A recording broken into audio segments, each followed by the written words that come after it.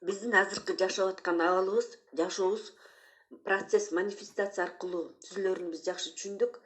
Процесс манифестация бул биринчи ой, экинчи эмоция, үчүнчү чувство, төртүнчү решение, бешинчи действие, алтынчы результат.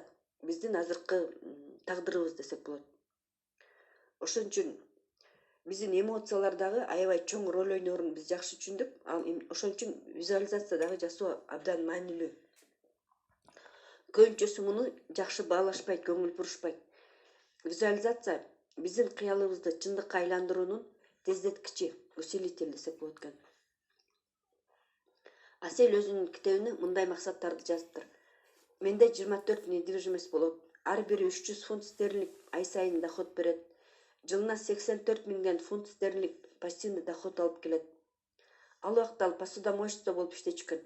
Кандай абалда болсоң да эң биринчи кезекте ишениш керек дейт. Ал келет деп. Жан-Клод Ван Дам: "Я сначала верю, потом будет" дейт.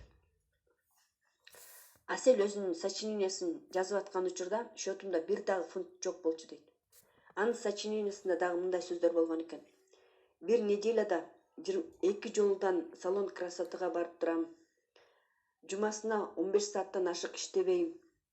Дүйнө жүзүн кыдырам. Бардыгы аткарылыптыр негизи. Анан иметь внутреннее спокойствие деп жазгам дейт. Анан июль 2016 жылы деп особняктын сүрөтүн чаптаптыр. Бирок ал үйгө андан да эрте жетиптир. Өзү негизи 10 жылда жетем деп ойлогон экен, бирок андан да эрте жеттим дейт. Эгерде өзүңдүн кыялыңа ишенсең, четкий картина болуш керек дейт. Доска мечты жасаш керек. Жөнөкөй эле кылып жасаш керек экен да, баарын подряд чаптай бербей. Өзүң каалаган маркадагы машинаны, үйдү, путешествие, моя семья деп ар биринен конкретный эле сүрөттөрдү чапташ керек экен да. Анан книга мечты жазабыз. Ал да конкретный болуш керек. Аселдин китебиндегилердин баары орундалыптыр. Көбүнчө адамдардын проблемасы карта желанийди бутылдаган картиналар менен толтуруп салышат дейт да. Коллаж мечты бутылдаган картиналар менен забивать этилбеш керек. Жөнөкөй кылып жасаш керек дейт. Жашообуздун ар бир сферасынан важный сүрөттөрдү эле чаптайбыз. Сиздин дене мүчөңүз мисалы кандай болгонун элестетесиз. Мисалы ошол дене мүчөсүнүн башын кесип туруп өзүңүздүн сүрөтүңүздү чаптап алыңыз дейт. Үй бүлөңүз, путешествие, үй, машина деп кыскасы ар бир сферадан бирден эле сүрөт болуш керек экен. Баарыбызда телевизор бар. Ойлонуп көрүңүз беле, телевизор кандай иштейт. Анда антенна, селектор, усилитель, видео усилитель, анан экран болот.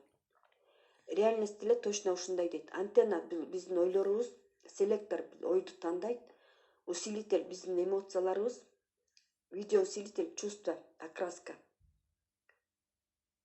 Ар бир ойлогон оюбузду самодисциплина менен контролдоп турабыз. Визуализация кылганда баарын деле сразу болуп кетпейт. Визуализация, медитация жасаганды дагы үйрөнүш керек. Ойду өзүңөн кетирген